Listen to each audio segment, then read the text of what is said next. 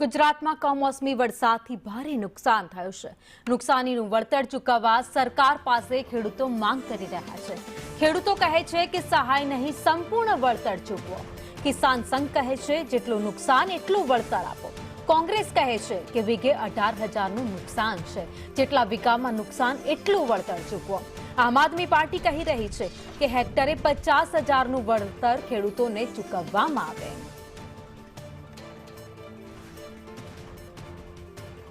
તો રાજ્યમાં કમોસમી અનરાધાર વરસાદ વરસ્યો, જેના કારણે તમામ જગ્યાએ નુકસાનીના સમાચાર સામે આવ્યા છે। ખેડૂતોને ભારે એવું નુકસાન થયું છે। ક્યાંક ડાંગર, ક્યાંક મરચું, ક્યાંક કપાસ, ક્યાંક મગફળીનો પાક ધોવાઈ ગયો છે।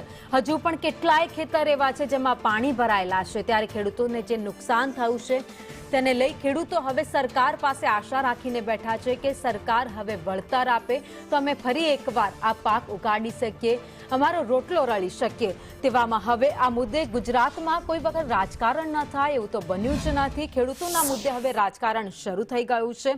અલગ અલગ મુદ્દાઓને લઈને ભાજપ કહી રહ્યું છે, સહાયની વાત કરી રહ્યું છે। તેમણે કહ્યું કે તાત્કાલિકમાં સહાય ચૂકવવામાં આવશે, સર્વેની વાત કરી દીધી છે। તેવામાં હવે વિપક્ષ છે એ મેદાને આવી ગયું છે અને કહેવું છે કે દેવું માફ કરો।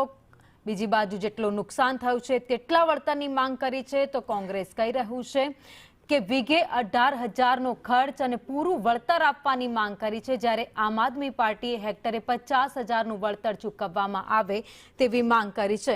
એટલે કે વિપક્ષ હવે ખેડૂતોના મુદ્દે મેદાને આવી ગયું છે અને સરકાર ઉપર પ્રેશર બનાવી રહ્યું છે। કિસાન સંઘ કહે છે જેટલું નુકસાન થયું છે એટલું વળતર આપવામાં આવે, જ્યારે ખેડૂતો કહી રહ્યા છે કે સહાય નહીં, સંપૂર્ણ વળતર ચૂકવવામાં આવે તો જ ફરી એકવાર અમે જે આ દશા થઈ છે અમારી એ સુધરી શકે એમ છે। હવે સરકાર શું કરે છે એના ઉપર સૌની નજર છે। જો કે મુખ્યમંત્રીની અધ્યક્ષતામાં બેઠક થઈ ગઈ છે, કૃષિ મંત્રી પણ હાજર હતા, નાયબ મુખ્યમંત્રી પણ હાજર હતા। તમામની સાથે મુખ્યમંત્રી ભૂપેન્દ્ર પટેલે બેઠક કરી લીધી છે। સર્વે થઈ ગયો છે, સર્વેનો રિપોર્ટ પણ આવી ગયો છે ઘણી બધી જગ્યાએથી। હવે માત્ર રાહ સાંજ સુધીની